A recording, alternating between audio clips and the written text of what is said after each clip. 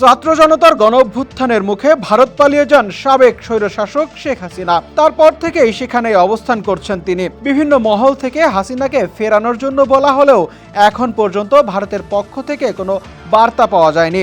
এবার বিষয়টি নিয়ে ভয়েস অফ আমেরিকার সঙ্গে কথা বলেছেন অন্তর্বর্তী সরকার প্রধান ডক্টর মোহাম্মদ ইউনূস। গত ২৭ সেপ্টেম্বর জাতিসংঘের সাধারণ পরিষদের দেওয়া ভাষণ শেষে যুক্তরাষ্ট্রের নিউ ইয়র্কে ভয়েস অফ আমেরিকা বাংলাকে দেওয়া এক একান্ত সাক্ষাৎকার দেন তিনি। মঙ্গলবার এই সাক্ষাৎকার প্রকাশ করে ভয়েস অফ আমেরিকা।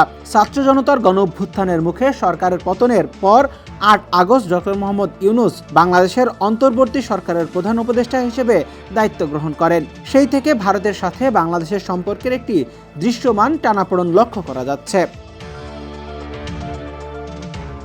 বর্তমানে ভারতে অবস্থানরত গণঅভ্যুত্থানে ক্ষমতাচ্যুত শেখ হাসিনাকে বাংলাদেশে ফেরত প্রসঙ্গে ইউনূস জানান, এটি একটি আইনগত বিষয় এবং আইনি প্রক্রিয়া অনুসরণ করে বাংলাদেশে শেখ হাসিনাকে ফেরত আনা হবে।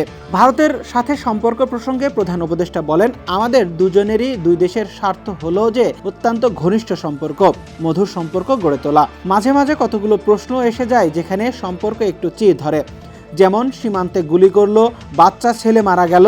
এটাতে আমরা মনে করি না এসব কাজ ভারত সরকার ইচ্ছা করে করেছে। যে সমস্ত কারণে এসব ঘটনা ঘটে সেগুলো যেন আমরা উৎখাত করতে পারি, যাতে এই ধরনের ঘটনা না ঘটে, যাতে মানুষ নিরাপদে জীবন নিয়ে চলাফেরা করতে পারে। এর আগে ভারতে অবস্থানরত সাবেক প্রধানমন্ত্রী শেখ হাসিনাকে বাংলাদেশে ফেরত আনার পদক্ষেপ নিয়ে কথা বলেন আইন উপদেষ্টা। তিনি বলেন, বাংলাদেশের সঙ্গে ভারতের বন্দি বিনিময় চুক্তি আছে, সেখানে যদি কোনো সাজাপ্রাপ্ত আসামি থাকেন, উনি সাবেক প্রধানমন্ত্রী বা যেই হোক না কেন, তাকে ফেরাতে চাইব আমরা। মানবতা বিরোধী অপরাধের বিচার শুরু হলে শেখ হাসিনাকে ফেরত চাইবে সরকার। ডেস্ক রিপোর্ট, সমকাল।